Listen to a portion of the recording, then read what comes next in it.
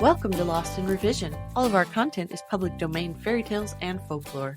We are here to celebrate the original literature instead of just reading the modern sanitized versions.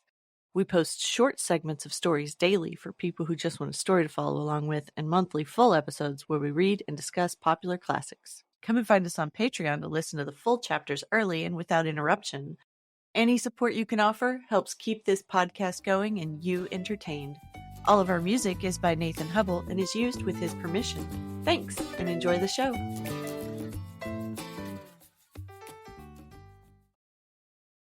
Chapter 4. The Engine Burglar. Part 3. She opened the door. She found herself, as it seemed, in a new world of light and flowers and singing. Mother and Peter and Phyllis were standing in a row at the end of the table. The shutters were shut, and there were 12 candles on the table, one for each of Roberta's years. The table was covered with a sort of pattern of flowers, and at Roberta's place was a thick wreath of forget-me-nots and several most interesting little packages, and Mother and Phyllis and Peter were singing to the first part of the tune of St. Patrick's Day. Roberta knew that Mother had written the words on purpose for her birthday. It was a little way of Mother's on birthdays. It had begun on Bobby's 4th birthday, when Phyllis was a baby. Bobby remembered learning the verse to say to Father for a surprise. She wondered if Mother had remembered too. The 4-year-old verse had been, "Daddy dear, I'm only 4, and I'd rather not be more. 4's the nicest age to be, 2 and 2, and 1 and 3. What I love is 2 and 2, Mother, Peter, Phil, and you. What you love is 1 and 3, Mother, Peter, Phil, and me. Give your little girl a kiss, because she learned and told you this." The song the others were singing now went like this. "Our darling Roberta, no sorrow shall hurt her.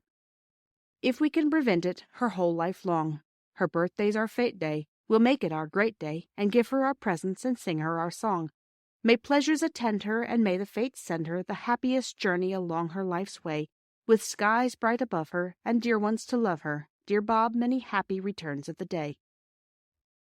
When they had finished singing, they cried, "3 cheers for our Bobby," and gave them very loudly. Bobby felt exactly as though she were going to cry. You know that odd feeling in the bridge of your nose and the pricking in your eyelids. But before she had time to begin, they were all kissing and hugging her. "Now," said Mother, "look at your presents." They were very nice presents. There was a green and red needle-book that Phyllis had made herself in secret moments. There was a darling little silver brooch of Mother's, shaped like a buttercup, which Bobby had known and loved for years, but which she had never thought would come to be her very own. There was also a pair of blue glass vases from Miss Viney. Roberta had seen and admired them in the village shop. And there were 3 birthday cards with pretty pictures and wishes. Mother fitted the forget-me-not crown on Bobby's brown head. "And now look at the table," she said. There was a cake on the table covered with white sugar with Dear Bobby on it in pink sweets. And there were buns and jam, but the nicest thing was that the big table was almost covered with flowers. Wallflowers were laid all round the tea tray. There was a ring of forget-me-nots around each plate. The cake had a wreath of white lilac round it, and in the middle was something that looked like a pattern all done with single blooms of lilac or wallflower or laburnum. "It's a map of the railway," cried Peter. "Look, those lilac lines are the metals, and there's the station done in brown wallflowers. The laburnum is the train, and there are the signal boxes, and the road up to here, and those fat red daisies are us 3 waving to the old gentleman. That's him, the pansy, in the laburnum train." "And there's 3 chimneys done in the purple primroses," said Phyllis, "and that little tiny rosebud is Mother looking out for us when we're late for tea. Peter invented it all, and we got all the flowers from the station. We thought you'd like it better." "That's my present," said Peter, suddenly dumping down his adored steam engine on the table in front of her. Its tender had been lined with fresh white paper and was full of sweets. "Oh, Peter!" cried Bobby, quite overcome by his munificence. "Not your own dear little engine that you're so fond of?" "Oh, no," said Peter very promptly. "Not the engine, only the sweets." Bobby couldn't help her face changing a little, not so much because she was disappointed at not getting the engine, as because she had thought it so very noble of Peter, and now she felt she had been silly to think it. Also she felt she must have seemed greedy to expect the engine as well as the sweets. So her face changed. Peter saw it. He hesitated a minute, then his face changed too, and he said, "I mean, not all the engine. I'll let you go halves if you like." "You're a brick," cried Bobby. "It's a splendid present." She said no more aloud, but to herself she said, "That was awfully jolly decent of Peter, because I know he didn't mean to. Well, the broken half shall be my half of the engine, and I'll get it mended and give it back to Peter for his birthday.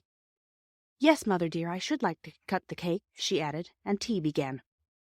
It was a delightful birthday.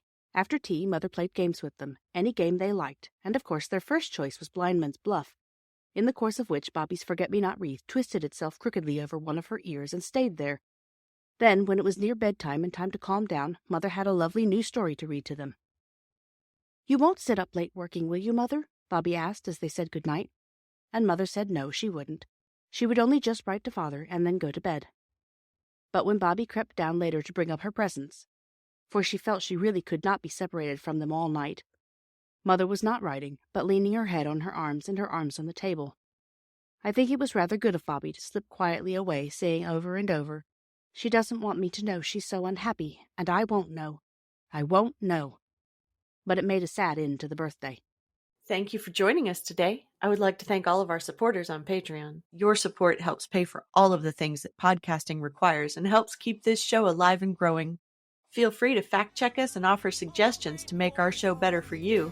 You can send us an email at lostinrevisionpodcast@gmail.com. Don't forget to follow and give us a good review anywhere you listen, and share with your friends and family. There's a lot more waiting for us all at the end of the road.